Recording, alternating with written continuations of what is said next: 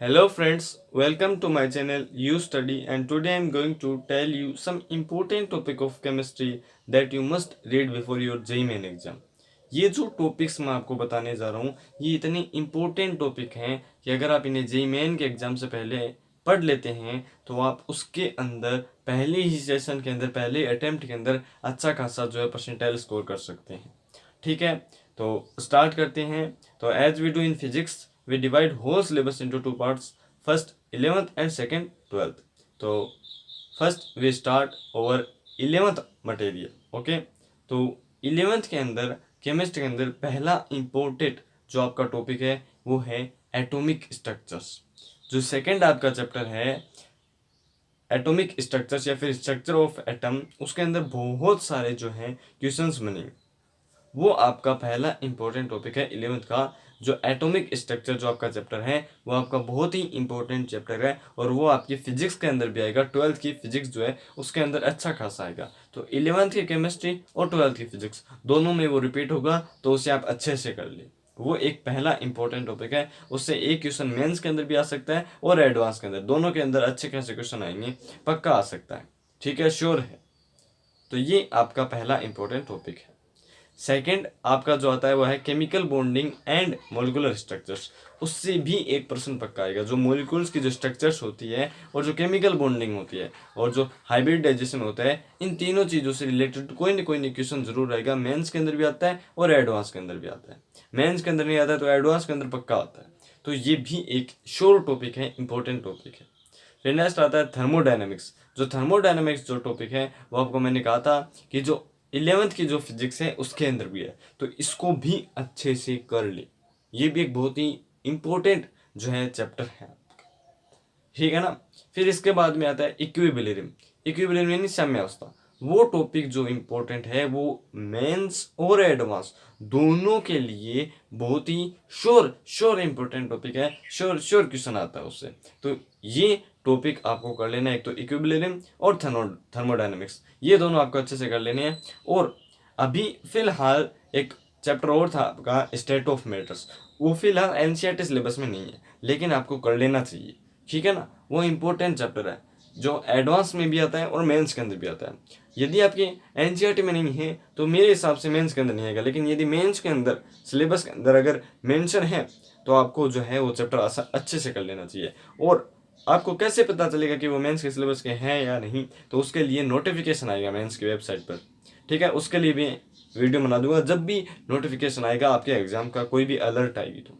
ठीक है ना। तो स्टेट ऑफ मैटर्स भी आपको कर लेना है, जो आपका 5वां चैप्टर था पहले, लेकिन अभी वर्तमान में जो एनसीईआरटी सिलेबस है उसका वो चैप्टर नहीं है। ठीक है ना। तो ये इंपॉर्टेंट चैप्टर है पहले पार्ट के। सेकेंड पार्ट के अंदर अगर हम चले तो सेकेंड पार्ट के अंदर इंपॉर्टेंट टॉपिक आता है ऑक्सीडेशन और रिडक्शन, जो रिएक्शंस हैं वो। ठीक है, और उसके अंदर एक रिएक्शन और आती है, वो रिएक्शन आपको डिस्प्रोपोर्शन रिएक्शन, वो आपको अच्छे से कर लेनी है। ठीक है ना, वो रिएक्शन आपको समझ लेनी है। ठीक है, फिर हम चलते हैं आगे। तो आगे हम जाते हैं तो हमारा इंपॉर्टेंट टॉपिक आता है ऑर्गेनिक केमिस्ट्री। ऑर्गेनिक केमिस्ट्री जो टॉपिक है, basic principles, some basic principles and techniques, वो एक बहुत ही अच्छा टॉपिक है। उसके लास्ट में जो मेथड है ना प्योरिफिकेशन की, वो भी बहुत ही इंपॉर्टेंट जो है क्वेश्चन बनाती है, बहुत बढ़िया बढ़िया।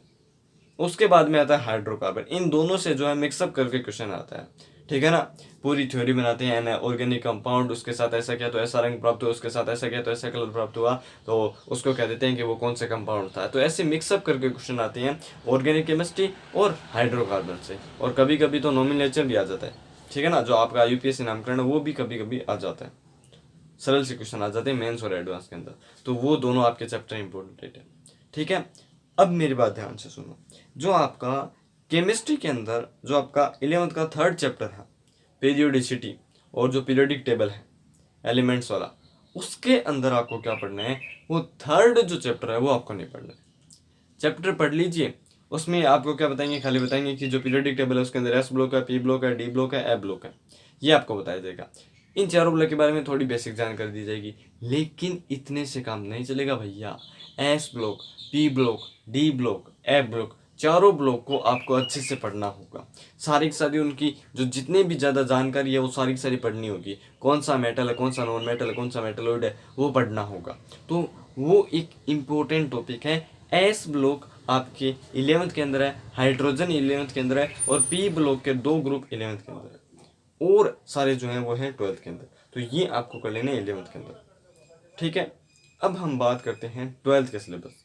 तो 12th की तो अब हम बात करते हैं 12th। तो 12th की केमिस्ट्री के अंदर आपका पहला इंपॉर्टेंट टॉपिक आता है सॉल्यूशन। सॉल्यूशन जो चैप्टर है वो आपको कर लेना है अच्छे से। वो आपके केमिस्ट्री के 11th के पहले चैप्टर के अंदर भी थोड़ा बहुत आएगा, लेकिन वो ज़्यादा नहीं आएगा। तो सॉल्यूशन आपको 12th में अच्छे से कर लेना है।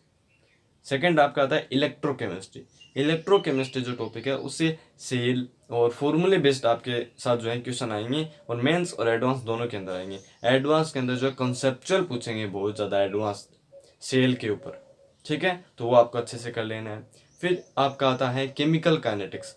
उससे रिएक्शन बेस्ड क्वेश्चन आते हैं। मेंस के अंदर केवल केवल ऑर्डर बेस्ड वो क्वेश्चन आते हैं, जबकि एडवांस के अंदर थोड़े बेसिक और एडवांस्ड क्वेश्चन आते हैं। बेसिक आ जाता है मेंस में, और एडवांस आता है आपका एडवांस के अंदर, ठीक है ना। तो वह भी आपका इंपॉर्टेंट टॉपिक है। उसके बाद में जो 12th के अंदर इंपॉर्टेंट टॉपिक है वो है आपका कोऑर्डिनेशन कंपाउंड। डी और एफ ब्लॉक मैंने आपको पहले बता दिया है, वो पढ़ने हैं आपको।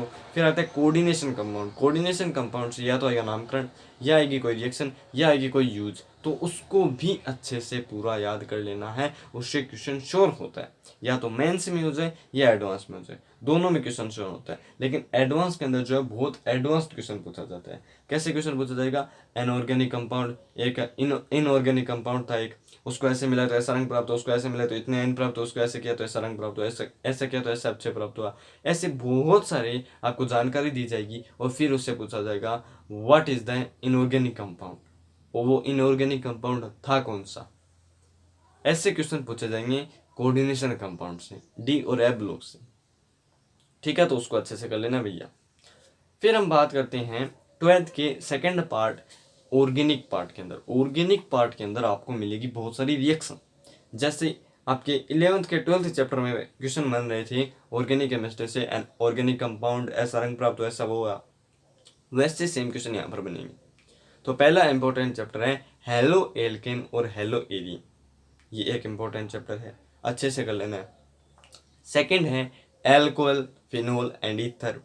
एल्डिहाइड, एल्डिहाइड और जो आपका कार्बोक्सिलिक अम्ल है वो, ये बेंजल्डिहाइड, ये सारे के सारे जो हैं ये आपको अच्छे से कर लेने हैं, ठीक है ना। मैं आपको क्या कह रहा हूँ, अच्छे से कर लेने हैं। एल्डिहाइड है, जो आपका कार्बोक्सिलिक अम्ल है, एल्कोहल है, फिनोल है, ईथर है, इन सबको अच्छे से कर लेना है, एकदम खा जाना है इनको, क्योंकि ये बहुत इंपॉर्टेंट टॉपिक है। कीटोन वगैरह ये सारी, इनसे अच्छे क्वेश्चन आएंगे। फॉर्मूले बेस्ड कैसे भी क्वेश्चन आ सकता है, नॉमिनेचर बेस्ड कैसा भी, तो इनको कर ही लेना है। और लास्ट में आपका एक इंपॉर्टेंट टॉपिक बचता है, वो है बायोमोलिक्यूल। वो भी एक बढ़िया टॉपिक है। आप बायोमोलिक्यूल जो टॉपिक है वो एक बढ़िया टॉपिक है, बढ़िया चैप्टर, उसको आप पढ़ लें। मेंस के अंदर आपके काम आएगा, एज वेल एज एडवांस के अंदर भी थोड़ा बहुत कम में आ सकता है। आपकी अगर किस्मत अच्छा हुई, अगर आप लकी हुए, तो क्वेश्चन आ सकता है। मेंस के अंदर भी श्योर है।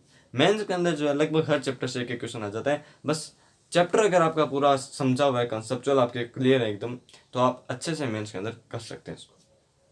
तो ये जी मेंस के अंदर केमिस्ट्री के कुछ इंपॉर्टेंट टॉपिक थे, ओके। और कोई अगर आपकी क्वेरी हो तो आप कमेंट कर सकते हैं। And thanks for watching.